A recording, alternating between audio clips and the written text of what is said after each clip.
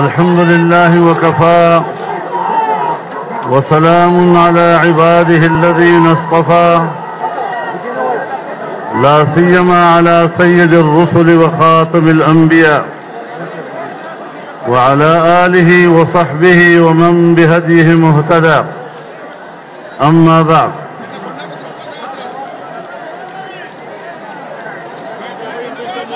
زعماء قوم،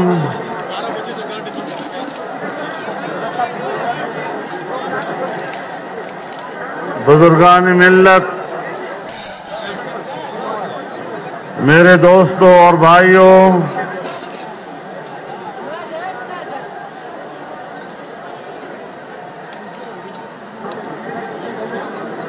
Pakistan democratic movement کے زیر اہتمام کوئٹہ میں اس فقید المثال اجتماع کے انعقاد پر میں اہل کوئٹہ کو اور اہل بلوچستان کو دل کی گہرائیوں سے مبارکباد پیش کرتا ہوں اور صمیم قلب سے آپ کا شکریہ ادا کرتا ہوں۔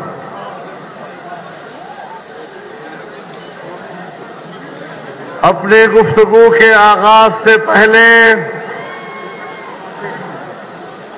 میں ایک قرارداد پیش کرنا چاہتا ہوں اور آپ کا یہ عظیم الشان اجتماع اس سے اس کی تائید چاہوں گا کہ فرانس کے صدر کی حکم پر جناب رسول اللہ صلی اللہ علیہ وسلم کے خاکے عام دیواروں پہ چسپاں کیے گئے ہیں۔ امت مسلمہ کے اس سے جذبات مجروح ہوئے ہیں۔ فرانس اور ڈنمارک نے بڑا جرم کیا ہے اور ہم انہیں بتانا چاہتے ہیں کہ مسلمان ایک پرامن قوم ہے، امن کا علم بردار ہے، لیکن آپ کے یہ ناپاک اقدامات انہیں رسول اللہ کی دفاع میں شدت پر مجبور کر سکتا ہے۔ ہم آپ کے اس کیے ہوئے توہین-آمیز رویے کی شدید الفاظ میں مذمت کرتے ہیں اور پوری امت مسلمہ ایسے حکمرانوں کے چہروں پر تھوکنا چاہتی ہے جو ہمارے رسول اللہ کی توہین کے مرتکب ہوتی ہو۔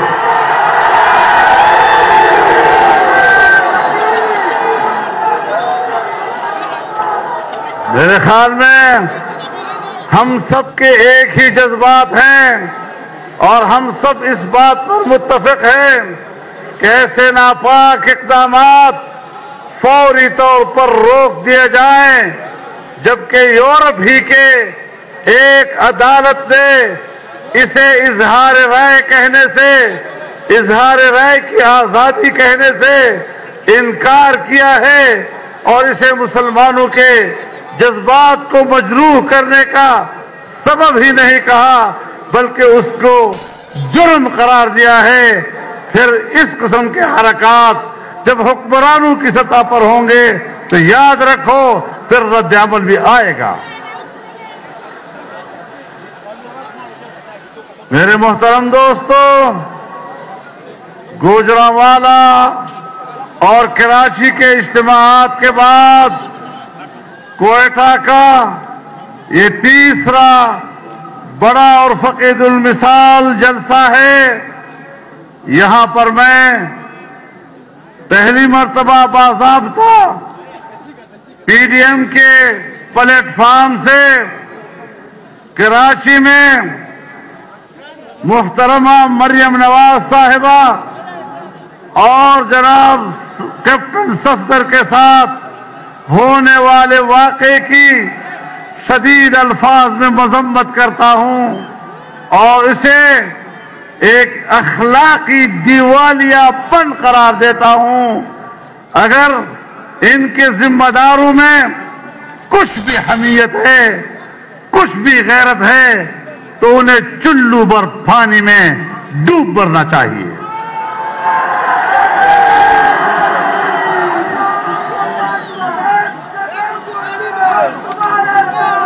میرے محترم دوستو، جس طرح کراچی میں واقع ہوا، یہاں بلوچستان کے ایک مہمان کو ایئرپورٹ پر گرفتار کرنا، یہ بلوچستان کی روایات کے خلاف ہے، مہمانداری کے خلاف ہے۔ ہم اس کی بھی مذمت کرتے ہیں۔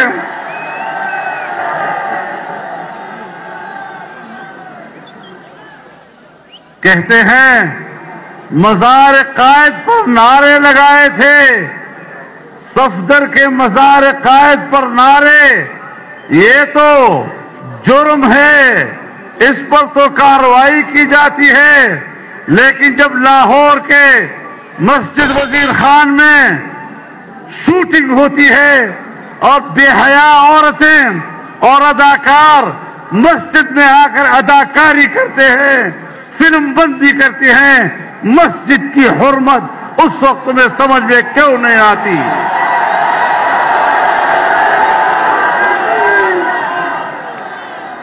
میرے محترم دوستو، وقت اگرچہ گزر چکا ہے کافی، لیکن چونکہ میاں نواز شریف صاحب نے ویڈیو لنک کے ذریعے خطاب کیا، جناب بلاول بھٹو صاحب نے ویڈیو لنک کے ذریعے خطاب کیا، میں ان دونوں خطابات کو خوش آمدید کہتا ہوں، لیکن اس کی وجہ سے مجھے اب ذرا تاریخی میں مغرب کے بعد آپ سے بات کرنی پڑ رہی ہے، لیکن انشاءاللہ اسی میں خیر ہے اور مجھے تفصیلی طور پر آپ سے بات کرنے کا موقع مل رہا ہے۔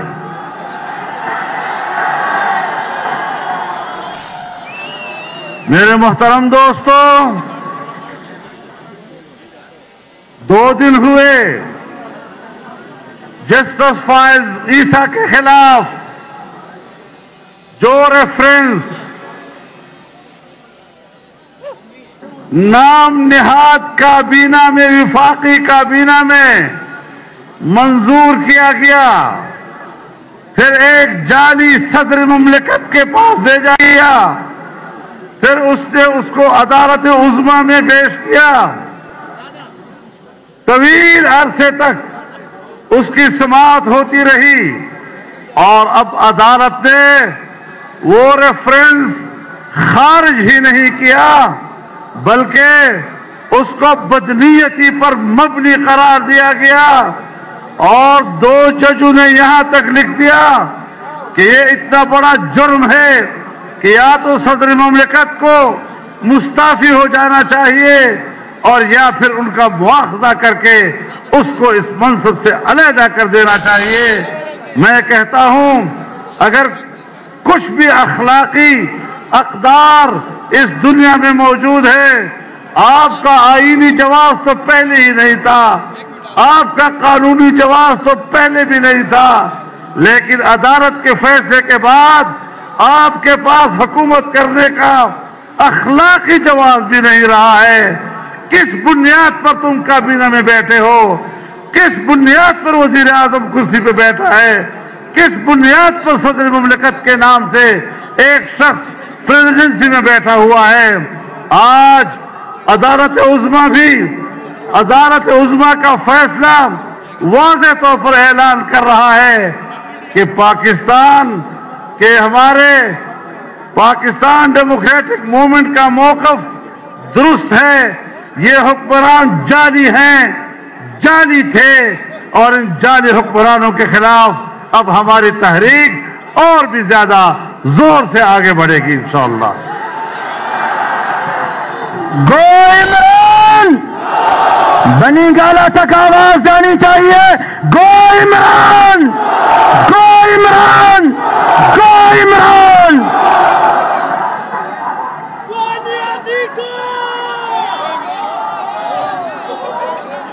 میرے محترم دوستو، میرے بھائیوں، ہم آج بلوچستان کی سرزمین پر گفتگو کر رہے ہیں۔ 18ویں ترمیم کے ذریعے سے صوبوں کو اختیارات میں اضافہ کیا گیا اور جمعیت علماء اسلام نے چاروں صوبوں میں آل پارٹیز کانفرنسز منعقد کر کے ایک اتفاق رائے حاصل کر لیا تھا کہ نہ ہم 8ویں ترمیم میں کوئی تبدیلی ہونے دیں گے، نہ صوبوں کے اختیارات میں کوئی تبدیلی ہونے دیں گے، اور نہ ہی NSC ایوارڈ میں صوبوں کے حصے میں کسی کمی کو ہم قبول کریں گے۔ آج PDM کے اس پلیٹ فارم سے میں واضح اعلان کرتا ہوں کہ کوئی مائی کا لال یہ مت سوچے کہ ہم چھوٹے صوبوں کے حقوق غصب کر لیں گے، 18ویں ترمیم میں تبدیلی کر لیں گے، NSC ایوارڈ میں کمی لائیں گے۔ اور آج میں اس میں اضافہ کرتے ہوئے یہ کہنا چاہتا ہوں کہ سندھ ہو یا بلوچستان، اس کے جزائر پر بلوچستان اور سندھ کے عوام کا حق ہے، ان کے بچوں کا حق ہے۔ کوئی مائی کا لال مت سوچے کہ وہ یہاں کے عوام کے حقوق پر اور عوام کے ملکیت پر قبضہ کرنے کی کوشش کریں گے۔ یہ پاکستان ہے، یہ عوام کا ہے، یہ ہم سب کا ہے، اور ہم کسی نادیدہ قوت کو بھی اس بات کی اجازت نہیں دے سکتے کہ عوام کے حق پر اور اس کے حق کی ملکیت پر ڈاکہ ڈالنے کی کوشش کریں۔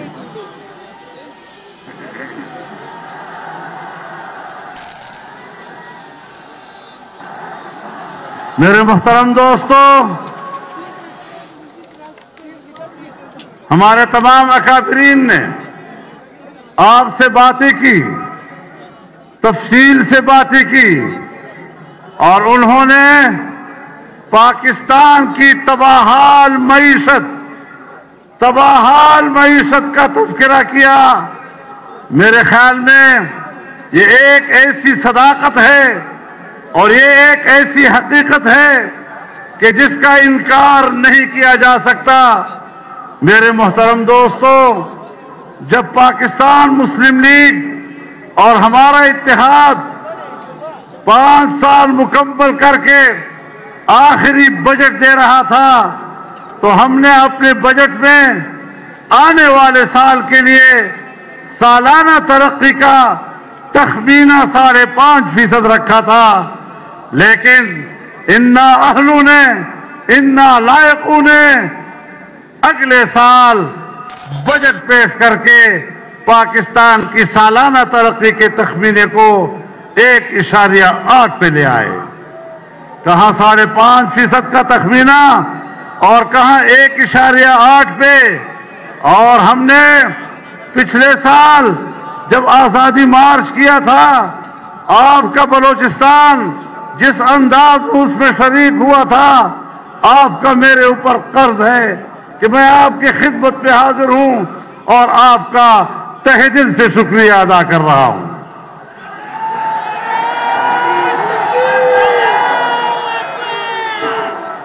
ہم نے اس وقت بھی کہا تھا کہ مزید ملک ان کے حوالے مت کرو، اگر ملک ان کے حوالے ہوتا ہے ملک کی معیشت اور تباہ ہو جائے گی۔ اور پھر وہی ہوا کہ اب جو انہوں نے بجٹ پیش کیا تو سالانہ ترقی کا تخمینہ 0 سے بھی نیچے چلا گیا۔ اب پاکستان کنگال ہے۔ دانشور جانتے ہیں کہ آج کی اس متمدن دنیا میں ریاستوں کی بقا کا دار و مدار دفاع پر نہیں، گو کہ دفاعی قوت ناگزیر ہے، لیکن بقا کا دار و مدار معیشت کے اوپر ہے۔ سوویت یونین کی مثال ہمارے سامنے ہے۔ دفاعی لحاظ سے وہ طاقتور تھا، لیکن معاشی لحاظ سے جب وہ دیوالیاپن کا شکار ہوا تو سوویت یونین سے دستبردار ہوا اور واپس رشین فیڈریشن کی صورت میں اپنے سابقہ پوزیشن پر واپس چلا گیا۔ آج پاکستان کی معیشت تم نے تباہ و برباد کر دی ہے۔ آج میں آپ کو بتانا چاہتا ہوں کہ یہی ہندوستان تھا، یہی بی جے پی کی حکومت تھی، یہی واجپئی اس کا وزیر اعظم تھا، پاکستان کی معیشت بہتر تھی، ہندوستان پاکستان کے ساتھ تجارت کرنا چاہتا تھا۔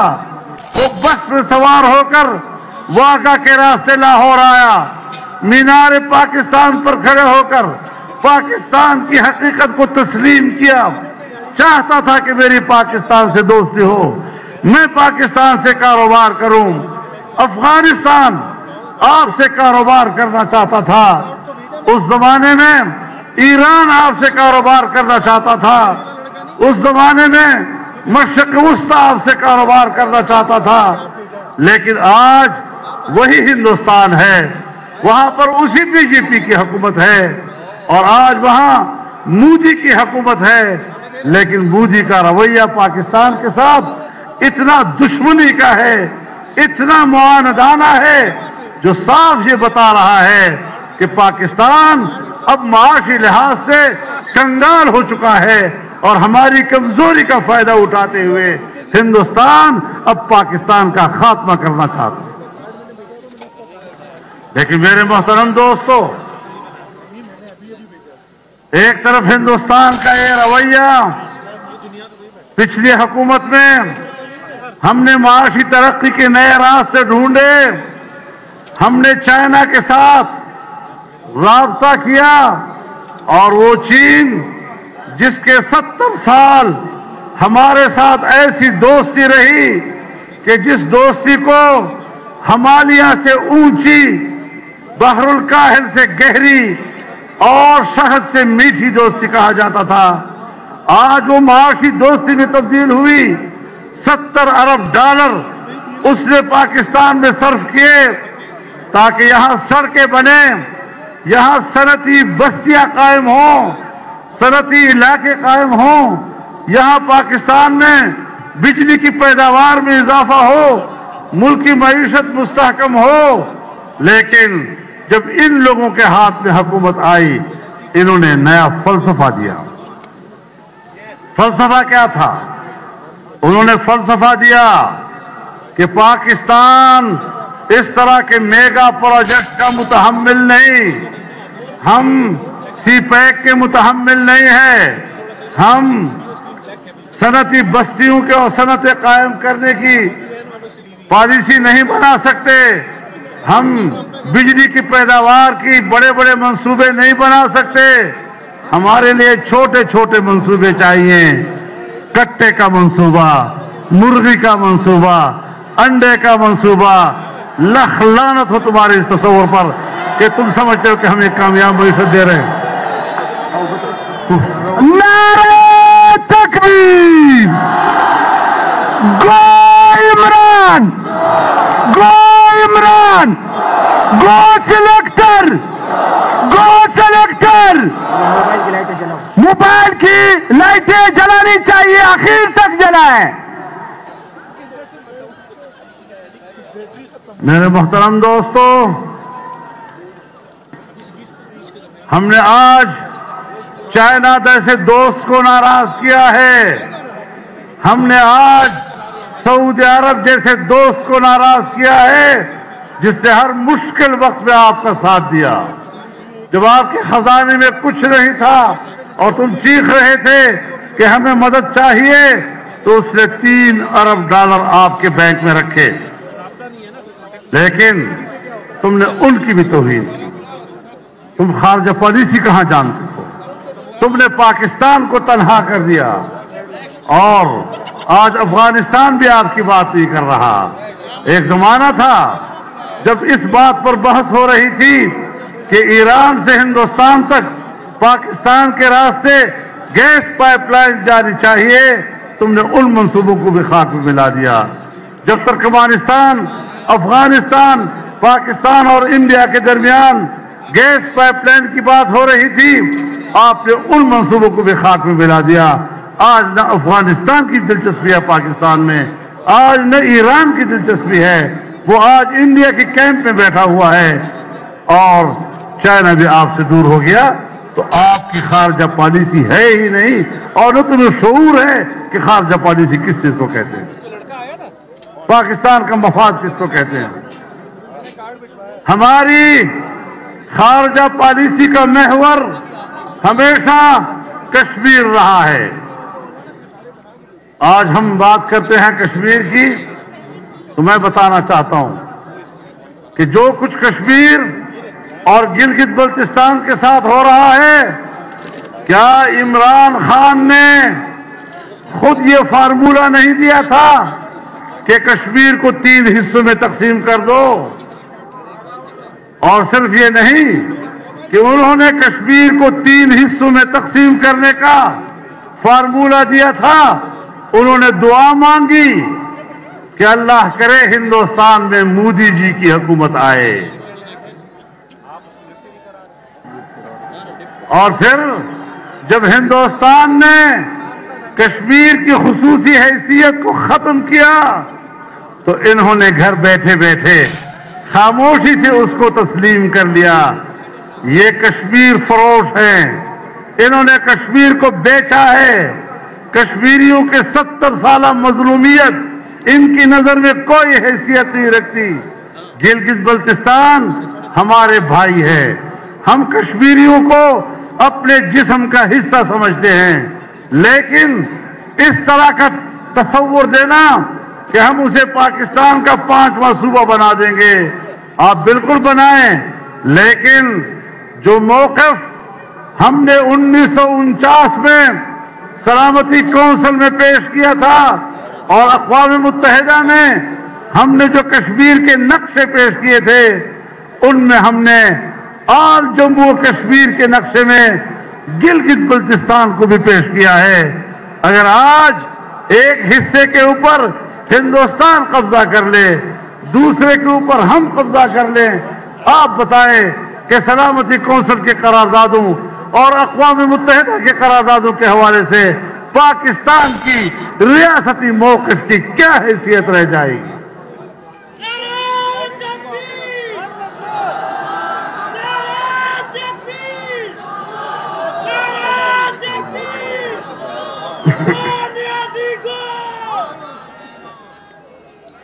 تو میرے محترم دوستو، اور اس پر اضافہ کیا کیا؟ ہم یہ کہتے ہیں آپ کی آل پارٹیز کانفرنس کی وجہ سے ہندوستان خوش ہوا ہے۔ ہندوستان اس سے خوش نہیں ہو سکتا۔ ہندوستان نے اس وقت خوشی منائی جب آج کی ہماری پاکستان کی وفاقی حکومت نے آزاد کشمیر کے وزیر اعظم کے اوپر غداری کا مقدمہ درج کیا ہے۔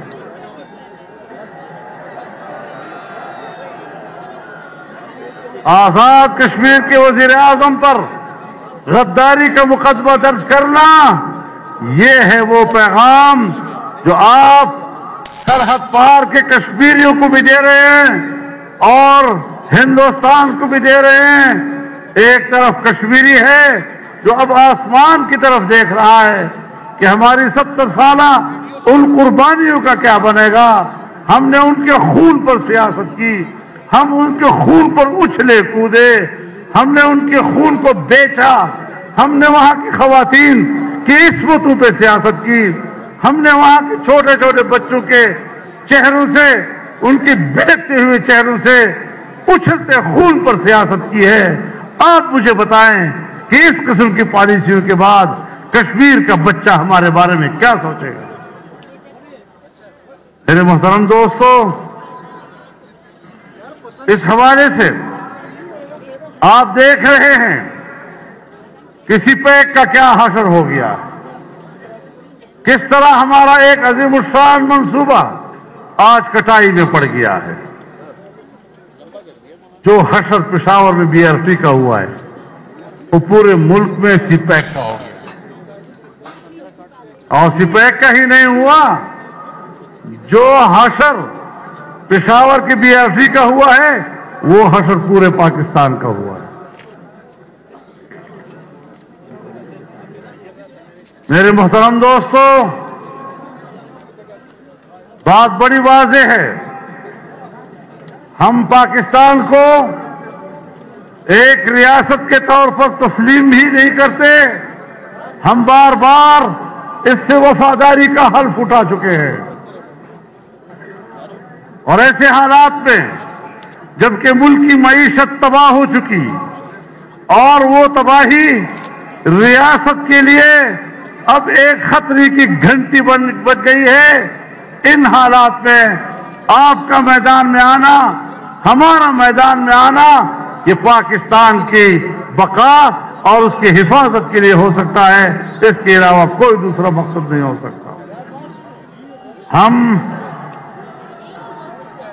हम इदारों के दुश्मन नहीं, इदारे मुल्क के लिए नागुज़ीर होते हैं। हम इदारों का एहतराम करते हैं, हम इदारों के जिम्मेदारान का एहतराम करते हैं, लेकिन अगर वो पाकिस्तान पर मार्शल लॉ मुसल्लत करते हैं या एक जाली हुकूमत की पुश्तबानी करते हैं तो फिर उनसे गिला करना, उनसे शिकायत करना, उनसे एहतजाज करना हमारा हक बन जाता है। आज भी हमारी एस्टेब्लिशमेंट जाली हुकूमत की पुष्पनाही से दस्तबरदार हो जाए, आज भी कौम के सामने माजरत कर ले कि हमने इलेक्शन में गलत किया था, हमने कौम का मैंडेट तबाह किया था, हम आज भी उनको अपनी आंखों में बिठाने के लिए तैयार हैं। लेकिन अजीब बात है कि मैं जुर्म करूं तो मैं पाकिस्तान का दुश्मन ठहरूं, मैं जुर्म करूं तो फिर मैं सजाए मौत का हकदार बनूं। और ये पाकिस्तान के ऐसे मालिक कि अवाम को जानवर समझें और वो ये समझें कि इन जानवरों के सामने हम जो चारा डालेंगे वो चारा वो कबूल करेंगे। मैं अलग-ऐलान कहता हूं कि मैं ताकतवर से ताकतवर कुव्वत की भी इस हैसियत को तस्लीम करने के लिए तैयार नहीं हूं कि वो कौम को जानवर समझे और उसके सामने जो चारा डाले वो कबूल करे। नारे तकबीर! कोई कदम बढ़ाओ, कोई कदम बढ़ाओ! लब्बैक लब्बैक लब्बैक लब्बैक लब्बैक लब्बैक!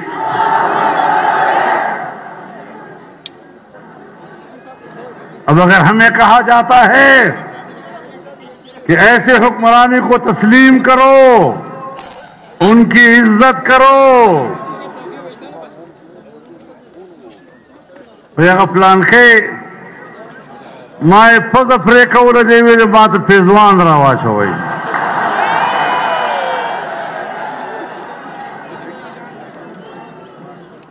तो खुद से काबिल नहीं चितापुर पो गई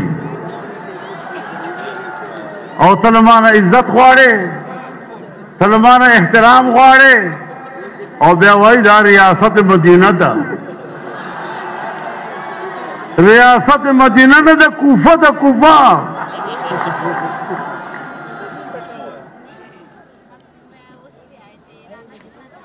हम मदीना मिजाज वालों की, हम मदीना मिजाज वालों की जिंदगी कट रही है कूफे में। वाह वाह वाह, हुसैनी किरदार जिंदा करेंगे। मेरे मोहतरम दोस्तों, हम जिन हालात से गुजर रहे हैं, जिस नबी या मुरसल के हम उम्मती हैं, उनकी एक शान हुआ करती है। उसमें एक किरदार हुसैन का होता है, दूसरा किरदार यजीद का होता है। ہم حسین کے پیروکار ہیں جنہوں نے یزید کے اقتدار کو کبھی تسلیم نہیں کیا.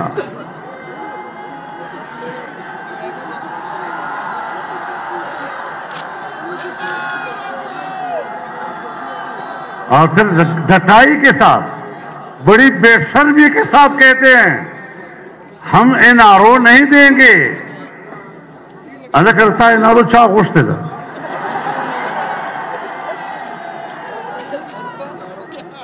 اس کو بتو NRO گواڑے انشاءاللہ نبے درکو کو خوش ہوا. NRO ہماری ضرورت نہیں. NRO اب تمہاری ضرورت ہوگی. اور تم نے انصاف کے نام پر قوم کو دھوکہ دیا. کہنے لگے نوجوانوں کو 1 کروڑ نوکریاں دوں گا. 1 کروڑ 1 کروڑ نوکریاں سن 1947 سے لے کر آج 72 سال تک پاکستان میں کل نوکریوں کی تعداد 1 کروڑ تک نہیں پہنچی ہے. تم 1 سال میں مجھے کس طرح 1 کروڑ کی نوکری دیتے ہو؟ اب کہتے ہیں چرس پیو مت جیو. کس طرح نوجوان کو اس طرح دھوکہ دیا جاتا ہے؟ کس طرح بے روزگار نوجوان کو کے مستقبل کو تاریک کیا گیا ہے؟ اب کہتے ہیں بھنگ پیو اس کو بنگ چھو چرس بچو. قوم خلا چرسے آندھی قوم سے پچرس کو عادت کئی خلا بنگے آندھی خلق کو بنگو عادت کئی. نعرہ تکبیر چمن بارڈر پہ چرس پی کے سونیازی لاکھوں لوگوں کا روزگار چرس پی کے سونیازی گونیازی. میرے محترم دوستو چرسیوں اور بھنگیوں کی حکومت ہمیں نہیں چاہیے. واہ واہ. ہمیں شریف لوگوں کی حکومت چاہیے. سنجیدہ لوگوں کی حکومت چاہیے. اور یہ جو میں آپ سے باتیں کر رہا ہوں مجھے پتا ہے کہ کوئٹہ کے گرد و پیش میں کہاں کہاں پر لوگوں کو روکا گیا ہے جو اس جلسے کے برابر کے لوگ ہیں. میں ان کو بھی خطاب کر رہا ہوں. میں ان کو بھی خوش آمدید کہہ رہا ہوں. وہ بھی ہمارے جلسے کے شرکاء ہیں. اور اس سے اندازہ لگا لیا جائے کہ اس طرح آسانی سے ہم پر حکومت نہیں کی جا سکتی. میں آپ کی حکومت کا انکار کرتا ہوں. میں آپ کی حکومت کو تسلیم نہیں کرتا. میں نے پہلے دن سے آپ کی حکومت کو تسلیم نہیں کیا اور آج بھی اسی موقع پہ ڈٹا ہوا ہوں.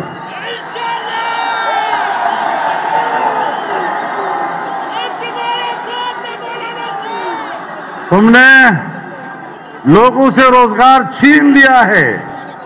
تم نے 1 کروڑ نوکریاں کیا دینی ہیں؟ تم نے 26 لاکھ سے زیادہ برسر روزگار ملازمین کو ملازمتوں سے نکال دیا ہے. آج بھی اسلام آباد کے ڈی چوک پر کبھی ٹیچرز آ رہے ہیں, کبھی سوشل ہیلتھ ورکرز آ رہی ہیں, کبھی کوئی طبقہ آ رہا ہے, چیخ رہا ہے, چلا رہا ہے, اپنا حق مانگ رہا ہے. تمہیں ان کی چیخو پکار وہ آسمان کو جا پہنچی, لیکن تمہارے ایوانوں میں اس کی آواز نہیں سنائی دے رہی. ریڈیو پاکستان سے ملازمین کو نکالا گیا, 2-3 دن ہوئے. PIA سے ملازمین کو نکالا گیا, لوگوں کو بے روزگار کیا گیا. اور ابھی آپ کے سامنے خواتین اور معصوم بچے کھڑے تھے جو کتبے اٹھائے ہوئے تھے, اپنے پیاروں کے لیے کہہ رہے تھے کتنے کتنے سالوں سے یہ لاپتہ ہیں, خدا کے لیے ہمارے پیارے ہمارے حوالے کیے جائیں. لیکن یہ شقی القلب قوتیں جن کے دل سیاہ ہو چکے ہیں, جن کے دل پتھر ہو چکے ہیں, انہیں انسانی حق کی کوئی قدر نہیں ہے. میں انسانی حقوق کے عالمی اداروں سے کہنا چاہتا ہوں کہ اگر آپ واقعی انسانی حقوق کے لیے کام کر رہے ہیں تو پاکستان کے اندر یہاں پر جو انسانوں کے ساتھ ہو رہا ہے اور یہاں پر جو انسانوں کے حقوق پامال ہو رہے ہیں آئے ذرا اس کا آپ خود حساب لے لیں۔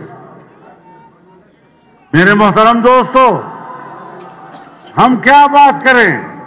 وہ امریکہ جو سمجھتا ہے کہ ہم پاکستان کے آقا ہیں، ہیلری کلنٹن نے چند روز پہلے اس کا انٹرویو منظر عام پر آیا ہے اور اس سے پوچھا گیا کہ ڈیپ اسٹیٹ کس کو کہتے ہیں؟ گور ریاست چشتوائی پہ جواب کی اور توائی جو حکم دے کے وہ جواب میں کہتی ہے کہ جس ملک میں فوج اور ان کی جاسوسی ایجنسیوں کی حکومت ہو اور اگر ان کو چیلنج کیا جائے تو پھر لوگوں کو پکڑتے ہیں، لاپتہ کرتے ہیں،